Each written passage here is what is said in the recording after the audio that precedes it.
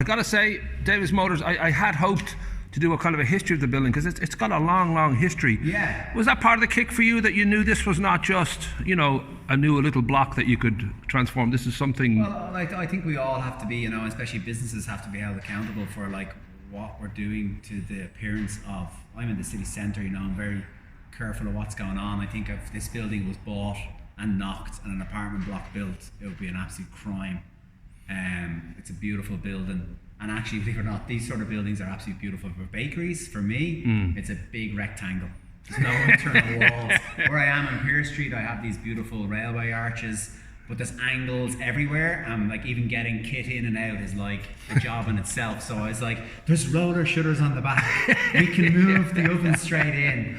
And also, genuinely bringing, I personally think same as town, we're on Pearse Street, we're a very inner city community, and that community vibe, our bakery, everything we make, we baked on site, everything we do will be on site, there'll be seats in the bakery, bringing that beautiful, crusty loaf 7 days a week, handcrafted pastries, and it brings me closer to home. I started a career out in the Forest Bakery in Delgany, and I always did. I loved Greystones. I swim here when it's not so cold, and I love it.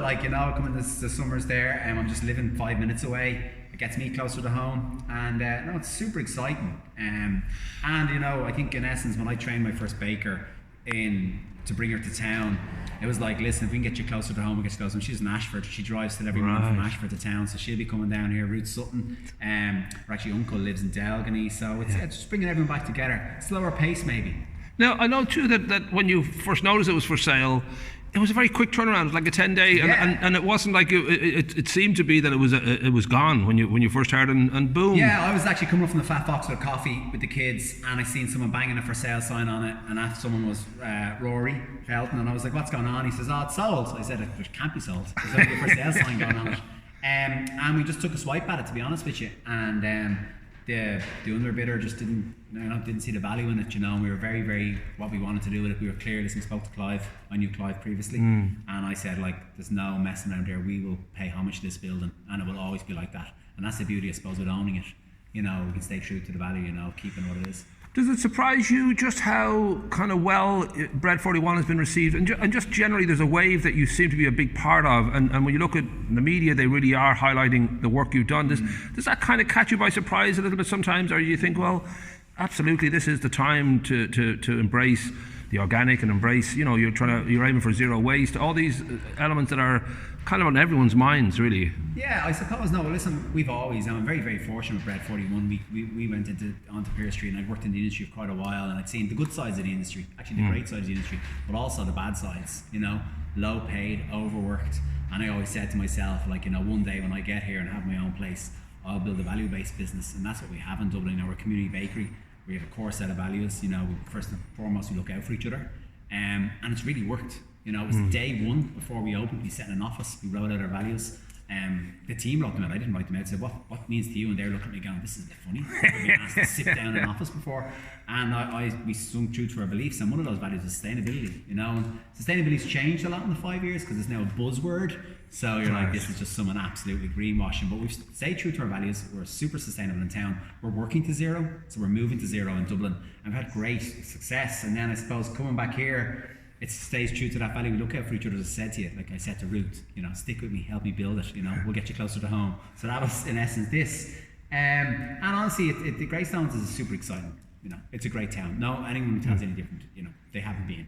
Damn right. Straight up, it's like I know a lot of people in there, and I know a lot of businesses, and it's like there's enough for everyone. I don't believe that it's impeding on other businesses. But there's a bit of a comedy, being played out in Greystones that everyone jokes about the fact that there's about close to 30 spots in Greystones Main Street to get coffee between SuperValu and the actual cafes and restaurants and all that. And that sort of swing away from pints to coffee and just the culture that comes with that. Is there any kind of part of your brain that worries, well, that this will sort of peak, or this will sort of pass, or there'll be a kind of a... No, I actually think first and foremost, to be getting to food, because everyone has to eat. Right. I think if you bring something in that is, our flour will come within an hour here. We'll have a little mill on site. We'll be milling. You'll see everything that happens. There'll be no hidden walls. There'll be nothing behind there. It's to bring you into what we do. So when you walk in here, it will be super sensory. The smells, the touch, the feel, and this is what we all eat for. You know, it's what we believe in. I think this place in Greystone's doing different things. And I think honestly, yeah, you're right. First and foremost, we've got away from the pubs. I think, you know, that's changed. That landscape has changed. And to be honest, in my opinion, rightly so. I think, you know, we were like, it's a point, but we were beyond that, you know, it's more and more and more. No, I don't see any real problems. Well, I know too, we just spoke as we came in, just the plans are great. I mean, you're talking about using the rainfall to. Yeah, so this is our first ever project that we've actually been able to, and like when we got the building, what people didn't understand was that the roof is actually collapsing in. Right. The support beams are gone, it's actually not structurally that sound. So planning through now, we'll operate in that. Get the roof off, that has to come up. And a new roof on, and then rainfall that comes to the roof, will go in. That'll be used for the toilets that are flushed inside the cafe. We'll put solar here, and we'll use reusable material, and we'll go as local as we can with everything we do, and bring that bit of better employment. Now everyone's busy in Greystones, but, you know, Brian from Bear Creations has done work for me in town and still does. So Brian will get involved in making maybe a one-off table and stuff like that. So it's exciting, you know. And your own history, I know you said that, you know, you mentioned Firehouse, and you've had a long history. Where did this all start? Was it just a simple job that you sort of got hooked on, or? Oh no, so strangely enough, like I grew up in a bakery. My nanny was a baker. And then I became a carpenter when I did my leaving cert, because you could earn lots of money being a carpenter. Which took me on a plane out, like a lot of people, out to Australia and America, and fell in love with food, you know. Genuinely had to fend for myself. My mother wasn't there to make me dinner or nor wash my clothes. And, you know, I grew up, learned a lot. I really did, you know, and then fell into a restaurant one day. I was grinding concrete floors, and the fella said, "Can anyone cook?" And I said, "I can fry a good egg." And that was it. Wow. Came home in 2010 in the bad snow. On the way back, I'd worked in some eateries, some little bakeries, and found myself in Cork, in Ballymaloe. And then from the back of that, spent back in restaurants, UK, and I ended up in the Firehouse for pretty much 4 years. And from that, was always looking to grow that side of the business. And listen, Patrick's done a fabulous job, a great guy. He's bringing the business in a different direction than I wanted to go, and that was simply it. And that led me to town with that earning always to get back, you know. And it was something that I said, and it's weird because what we do in Dublin, it requires a lot of space, and I know what I wanted to do. I don't want to bake an industrial unit and put it in a van and bring it to a shop. You know, I need it to be on site. I need us to get in front of the customer and they say, "I didn't like your bread because of this," or "What are you doing there?" Because that keeps us in our lane. It keeps us critiquing and working to the best possible loaf of bread we can give. So I didn't want to go there, and I said, "There's nothing in Greystones," and that's when this came up. I was like, "Wow, this will work." So it's honestly, it's very, very exciting, you know. And that idea too, you said before that, you know, industrial bread will have 34 ingredients, where, you know, proper organic bread will just have 3. You've got your flour, your salt, and your water. Was that something that I don't know if it was a road to Damascus moment when it came to realizing just what goes on with bread and how it could be a lot better? Yeah, like I would be a big believer in the industrial pan has got away with what they're doing for far too long.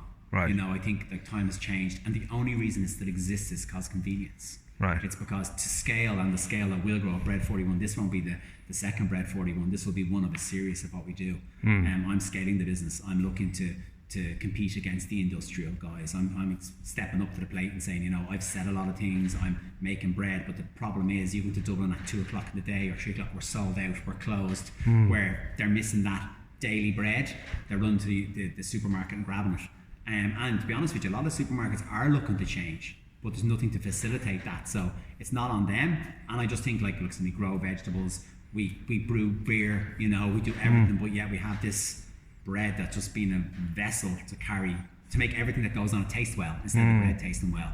Like, allow me 2 kilos of bread in my house. I've got like a 5-year-old, a 7-year-old, and a wonderful wife. We just eat 2 kilos of bread, sit down, breads with everything, and so it should be. You know, but I just think for far too long we've been sucked in with this pan that stays fresh for a long period of time, and you know, now we're dialed into food. You know, why is it doing that? You know.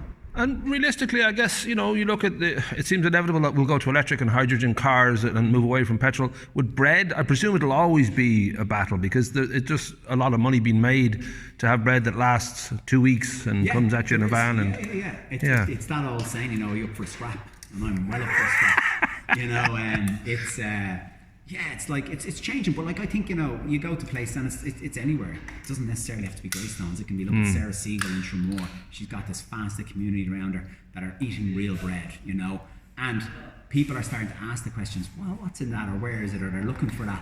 I personally believe the supermarkets will change. The days of buying nappies, toothpaste, shampoo, they won't be in supermarkets anymore, because there's not much that, it is what it is. You know what I mean? But to walk in there and get that sensory experience, all this, that's where we need to be and reconnect with food.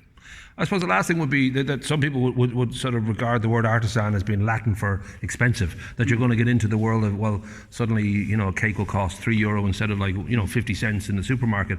I guess that's another hurdle that has to be kind of addressed over time, that people realise the value of something as opposed to the price. Yeah, it's the value. It's like, really, weirdly enough, I've always said, a loaf of bread, and we held the line in Dublin, a loaf of bread, where I'm very, very conscious that bread just can't be that expensive item. It has to be affordable. It doesn't have to be cheap. It has to be affordable. And nor can we miss every person. We can't just make this fancy bread and charge €9 for it and leave out everyone else who wants to eat that bread. So we have to be very, very conscious of what it costs and how it's made. But it's, people happily spend, they might question £5 on a loaf of bread, but they'll happily spend £5.50 or £6 on a jar of pesto. You can break that bread down and understand where it comes from, what it does day after. It's a meal. Right. The last thing, we will be hopefully catching you again when this place is all open and rocking and rolling. Take a picture of you right here with the same background. When will that picture be, do you think? When would I be able to get a picture of you? Fingers crossed in April.